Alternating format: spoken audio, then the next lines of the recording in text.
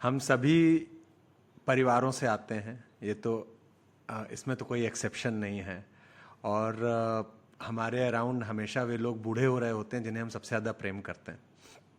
तो ऐसे केस में क्या बीमारियां हैं जिन जो बुढ़ापे में, मानसिक बीमारियां जो होती हैं और जिनके बारे में हमें सजग भी रहना चाहिए, और इनको कैसे हम खोजें, डॉक्टर अपूर? जी। देखिए, अगर स्पेसिफिक इलनेसेस की बात की जाए, जो मेंटल इलनेसेस ओल्ड एज में होती हैं, तो उसमें सबसे इंपॉर्टेंट इलनेस होती है डिमेंशिया, है ना। डिमेंशिया एक ऐसी बीमारी है जो आ, बहुत ही धीरे धीरे शुरू होती है। ज्यादातर लोगों में, ज्यादातर डिमेंशिया बहुत धीरे धीरे शुरू होती है, और आम तौर पे अगर हम विजिलेंट नहीं है, ध्यान नहीं दे रहे हैं, तो मिस हो जाती है। और जब तक हम उसे डायग्नोज करते हैं तब तक वो एडवांस स्टेज में पहुंच जाती है, जहां से रिवर्सल पॉसिबल नहीं होता है। ठीक है। इन जनरल अगर हम डिमेंशिया को डिस्क्राइब करने की कोशिश करें, तो डिमेंशिया दो तरह का होता है। एक होता है रिवर्सिबल डिमेंशिया, और दूसरा होता है इरिवर्सिबल डिमेंशिया। रिवर्सिबल डिमेंशिया यानी किन्हीं कारणों की वजह से डिमेंशिया, किन्हीं कमी की वजह से डिमेंशिया हो रहा है। जैसे विटामिन B12 की डेफिशिएंसी से डिमेंशिया हो सकता है, विटामिन B1 की डेफिशिएंसी, थायमिन की डेफिशिएंसी से डिमेंशिया जैसे सिम्टम्स हो सकते हैं। तो अगर इस तरह के या कुछ और भी कारण है, जैसे कुछ टॉक्सिन्स की टॉक्सिसिटी से हो सकता है, तो अगर इस तरह के कारण है तो हमें उन्हें आइडेंटिफाई करना है, ट्रीट करना है, और डिमेंशिया पूरी तरह से रिवर्स हो जाएगा। मरीज बिल्कुल नॉर्मल हो सकता है, जैसा कॉग्निशन उसका बीमारी से पहले था वो उस लेवल पे वापस आ जाएगा। लेकिन अगर इरिवर्सिबल डिमेंशिया है मरीज को, इरिवर्सिबल डिमेंशिया क्या होते हैं, जैसे कि अल्जाइमर्स डिमेंशिया हुआ, वैस्कुलर डिमेंशिया हुआ, और तरह के डिमेंशिया होते हैं, और मोस्ट कॉमनली मिक्स डिमेंशिया होता है, यानी एक या एक से ज्यादा कारण से डिमेंशिया हो रहा है। तो ऐसे डिमेंशिया में पूरी तरह से रिवर्सिबल संभव नहीं है, लेकिन हाँ, अगर हम जल्दी उसको डायग्नोज कर लेते हैं तो इस बीमारी को काफी हद तक बढ़ने से रोका जा सकता है। या बीमारी धीरे धीरे बढ़ती है तो जो क्वालिटी ऑफ लाइफ है पेशेंट का, वो काफी बेहतर हो जाता है।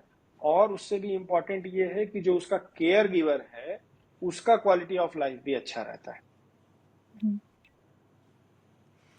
तो जिसको हम लोग सठियाना बोलते हैं, क्या ये एक जी। उचित बीमारी है जिसकी हम बात कर रहे हैं, या फिर व्यवहारिक मतभेद को हम सठियाने के नाम से छिपाने की नहीं कोशिश नहीं, कर रहे देखिए, हैं?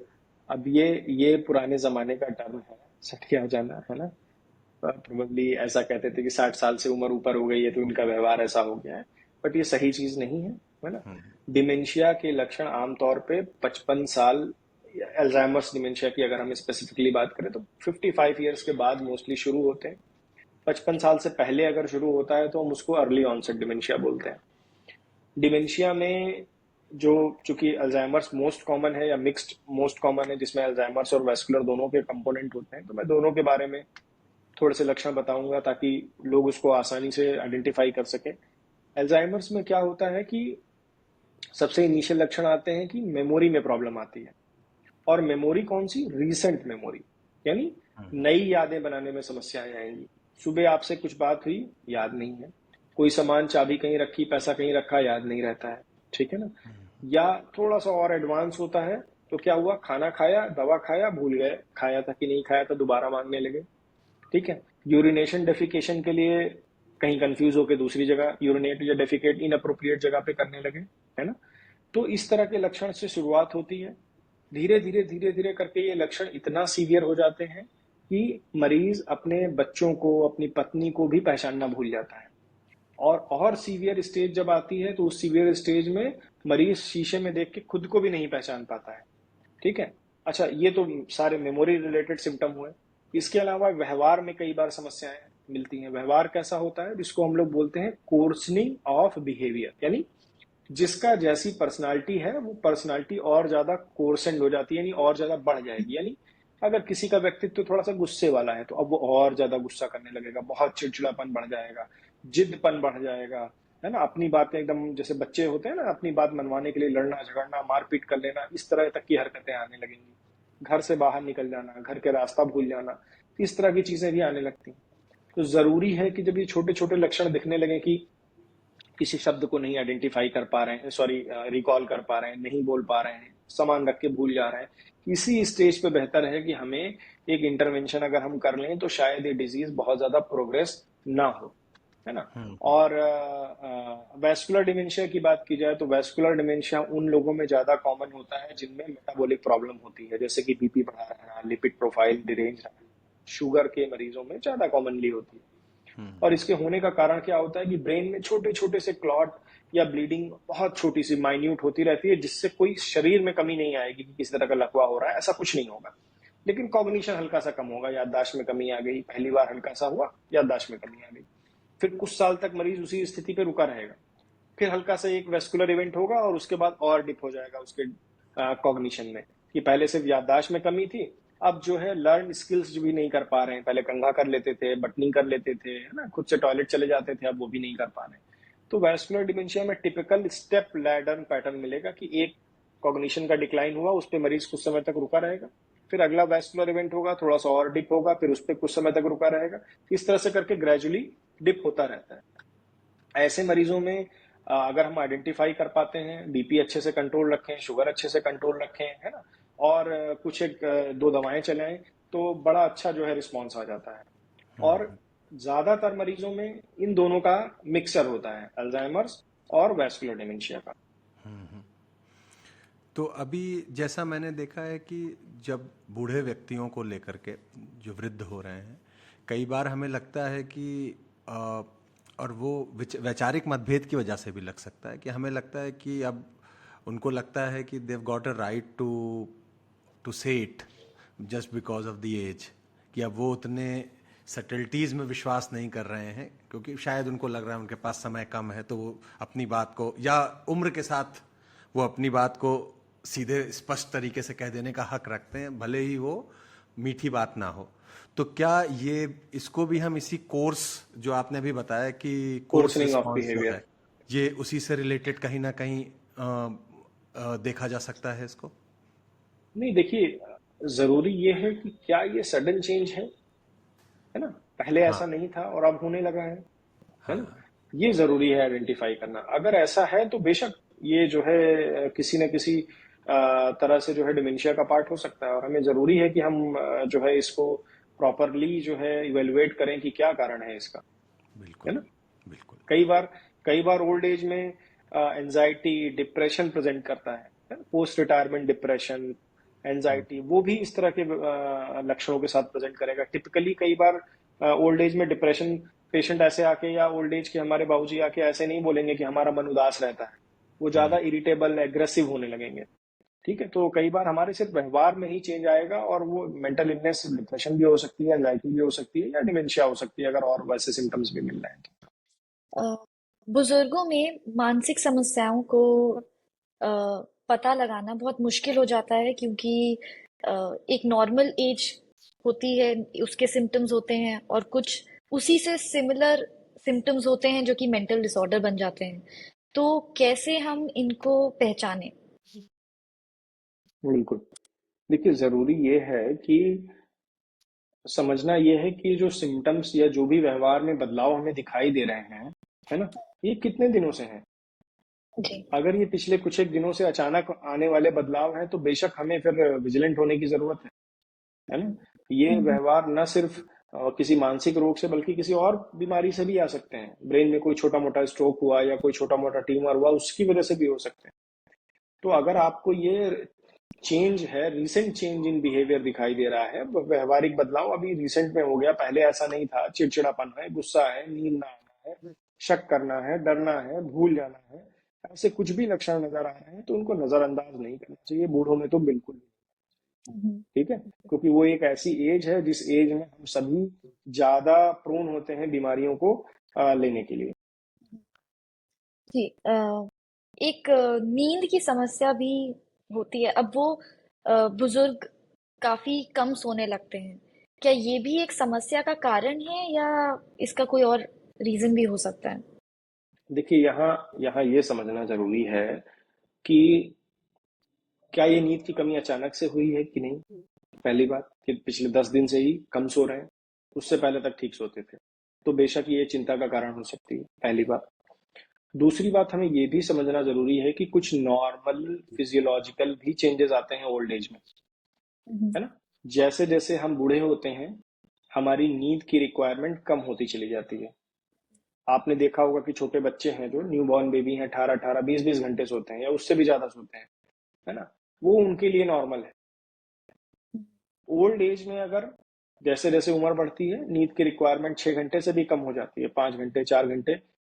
जरूरी यह है कि क्या उस 5 घंटे 6 घंटे के बाद या 5 घंटे की नींद अगर ले रहे हैं एल्डरली एज ग्रुप के लोग, तो उसके बाद फ्रेश रहते हैं कि नहीं? दिन में तो नहीं बहुत ज्यादा सो रहे हैं, है ना? हम्म, इरिटेबल तो नहीं रहने लगे हैं, उदास तो नहीं रहने लगे हैं, चीजें भूलने तो नहीं लगे हैं, है ना? या नींद में बहुत ही ज्यादा सडन कमी आ गई है, बहुत ही सिग्निफिकेंटली कम हो गई कि बिल्कुल रात भर सो ही नहीं रहे हैं, 1 घंटा 2 घंटा सो रहे हैं और फिर वो दिन में सो रहे हैं। हम्म, कई बार ओल्ड एज में रिवर्सल हो जाता है स्लीप साइकिल का। जी जी। तो रात में नहीं सोएंगे, वो 1 घंटा 2 घंटा सोएंगे और दिन भर फिर हम्म, वो सोएंगे, फिर वो रात भर कंप्लेन करेंगे कि हमें नींद नहीं आ रही है। हम्म, तो ऐसे लोगों में हम स्लीप हाइजीन बताते हैं, स्लीप जी। हाइजीन का फॉलो करें, आप दिन में ना सोएं, तो हम्म, धीरे धीरे करके रात की नींद अपने आप बेहतर होने लगती है। जी। ये एक और बीमारी है जिसको बहुत अनदेखा किया जाता है, आईबीएस, इरिटेबल बाउल सिंड्रोम। उसका जी। मेंटल हेल्थ से कनेक्शन नहीं देख पाते हैं लोग। तो हम्म। क्या आप थोड़ा इस बीमारी के बारे में बताएंगे और कैसे हम्म। लोग इसको समझ सके कि ये मानसिक बीमारी है एक? बिल्कुल, देखिए सबसे पहले तो मैं ये बताना चाहूंगा कि जो हमारा हम्म, गट है, जो हमारे इंटेस्टाइन है, आते हैं, है हम्म, ना, हमारा जीआई सिस्टम है, हम्म, इसमें भी बहुत सारे न्यूरॉन्स होते हैं जैसे कि हमारे ब्रेन में होते हैं, जी।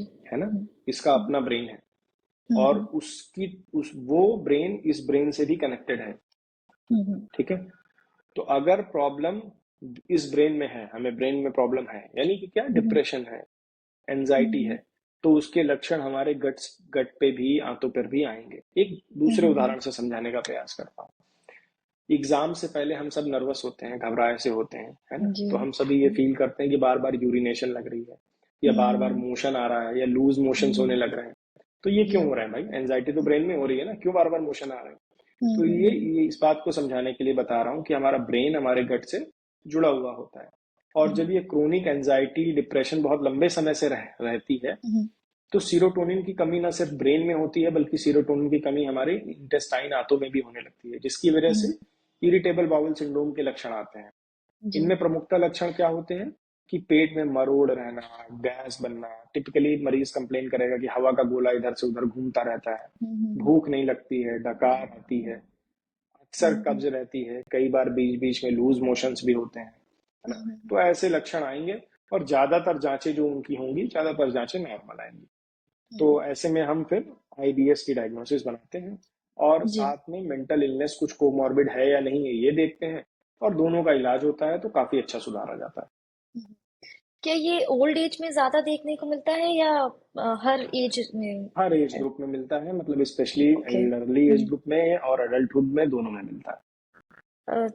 ओल्ड एज में दो तरीके की पॉपुलेशन है। एक तो जिनके पास फैमिली सपोर्ट है, जिनके पास फैमिली सपोर्ट होता है उनके पास फिर भी अ, बहुत सपोर्ट है, कहीं ना कहीं से उनको कोई हेल्प मिल जाती है। पर आजकल ऐसा बहुत हो गया है कि ओल्ड एज में कोई फैमिली सपोर्ट नहीं रह जाता है, सब अपनी अपनी जगहों पे होते हैं। तो उन एल्डरलीज जो अकेले रह रहे हैं उनके लिए आप क्या ऐसी टिप्स देना चाहेंगे जिससे वो अपनी मानसिक स्वास्थ्य का ध्यान रख सके? बिल्कुल जरूरी है कि समय से सोइए, अच्छी नींद लीजिए, ठीक है, और सोशल रहने की कोशिश करिए, है ना? भले ही आपके पास फैमिली सपोर्ट अगर नहीं भी है, तो भी अपना एक सोशल ग्रुप बनाइए, कोई ना कोई आपकी सोसाइटी में, घर के आसपास जो एल्डरली हो उनके साथ उठिए बैठिए, पार्क में जाइए, थोड़ा सा माइल्ड टू मॉडरेट लेवल की एक्सरसाइज फिजिकल एक्टिविटी में करिए। जैसे बाजार से सब्जी ले आना हुआ, है ना, कुछ और हम्म, काम है कर लेना, लोगों से मिलते जुलते रहना, है ना? और जो भी आपके इश्यूज हैं, आप अपने पार्टनर के साथ या जो आपके फैमिली मेंबर डिस्टेंस पे अगर हैं, तो उनसे डिस्कस करते रहिए, ताकि लोगों को आपकी हेल्प, आपके मेंटल हेल्थ के बारे में और फिजिकल हेल्थ के बारे में जानकारी रहे, और जरूरत पड़ने पे आप हेल्प सीख कर सकें। जी। योगा, है ना, हम्म, मेडिटेशन, इस तरह की एक्टिविटीज भी रूटीनली करनी चाहिए। हम्म, जी। अ, मैं एक अब बस एक सवाल पूछना चाहती हूँ जो कि पूरी तरीके से मेंटल हेल्थ कम्युनिटी जानना चाहती है कि बहुत लोगों को लगता है मेंटल हेल्थ इश्यूज कोई सीरियस प्रॉब्लम नहीं है, कि वो लाइफ का हिस्सा है। पर मेंटल हेल्थ केयर को में इतनी अंडरस्टैंडिंग में इतनी कमी क्यों है?